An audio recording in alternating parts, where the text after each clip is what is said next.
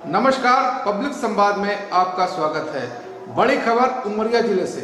बाघों के लिए मशहूर बांधवगढ़ रेत खदानों को लेकर सुर्खियों में है। इन दिनों बाघों के गढ़ बांधवगढ़ में रेत खदान को लेकर द्वंद्व मचा हुआ है। वजह कोई और नहीं बल्कि रेत खदानों को लेकर टाइगर रिजर्व के वे दोहरे आदेश हैं जिसने जिला प्रशासन के सामने संकट खड़ा कर दिया है। देखिए पूरी रिपोर्ट। मध्य प्रदेश की तत्कालीन कमलनाथ सरकार की नई रेत नीति के बाद उमरिया जिले में 27 रेत खदानें स्वीकृत हुई और सभी को माइनिंग कॉरपोरेशन ने नीलामी के जरिए 37 करोड़ रुपए में RSI वर्ल्ड स्टोन नामक फर्म को ठेके पर दी, जिनमें काम भी शुरू हुआ। लेकिन अचानक बांधवगढ़ प्रबंधन को इको सेंसिटिव जोन की याद आई और पार्क के आसपास की 5 खदानों को निरस्त करने का पत्र जारी कर दिया गया।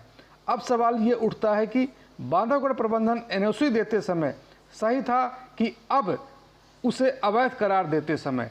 कि बांधवगढ़ नेशनल पार्क ने पूर्व में 5 खदानों की स्वयं ही अनुमति दी, उसके बाद वो उन खदानों को निरस्त करने के लिए पत्र व्यवहार कर रहे हैं। तो निश्चित तौर पर बांधवगढ़ नेशनल पार्क अपने स्वयं को कटघरे में स्वयं ही खड़ा कर रहा है कि या तो पहले आपने नियमों का अध्ययन नहीं किया, उन नियमों का बिना अध्ययन किए आपने स्वीकृति जारी की, और अगर अब आप नियमों का अध्ययन कर रहे हैं और अपनी ही दी हुई अनुमति को आप बैकेट करने का काम कर रहे हैं, तो निश्चित तौर पर कहीं ना कहीं आपकी कार्य पद्धति में, आपकी कार्यप्रणाली में सवालिया निशान लगता है। अभी जो 27 खदानें माइनिंग कॉरपोरेशन से स्वीकृत हुई हैं, उसमें 5 खदानें ऐसी पाई गई हैं जो इको सेंसिटिव जोन के अंदर हैं।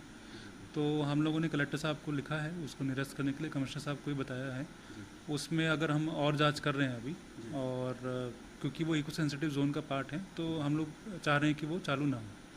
सर, ये खदान सैंक्शन होने से पहले कोई यहाँ से NOC वगैरह नहीं? इसके कारण हम लोग देख रहे हैं कि पहले जो पत्रचार हुआ है उसमें क्या हुआ है, और क्योंकि इको सेंसिटिव जोन की जो अधिसूचना है उसका ज्ञात सब लोगों को नहीं है, वो एक नई चीज़ है।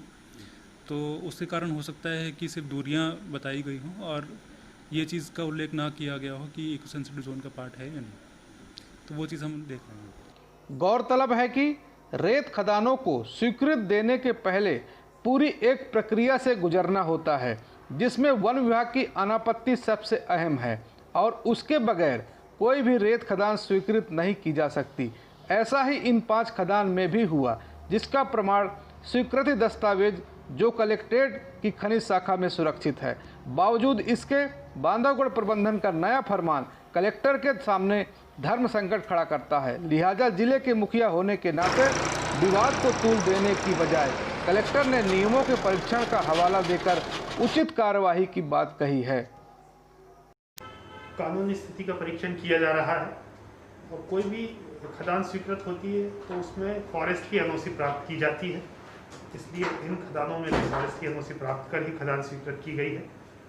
कानूनी परीक्षण पूर्ण करके आगामी कार्रवाई की जाएगी। बहरहाल खदानों की स्वीकृति और फिर उन्हें अवैध करार देने के दोहरे मापदंड से बांधवगढ़ प्रबंधन कटघरे में तो है ही, साथ ही ठेकेदार से हुए करार पर भी उलझन खड़ी हो गई है, जिसका सीधा असर सरकार के राजस्व पर पड़ने वाला है।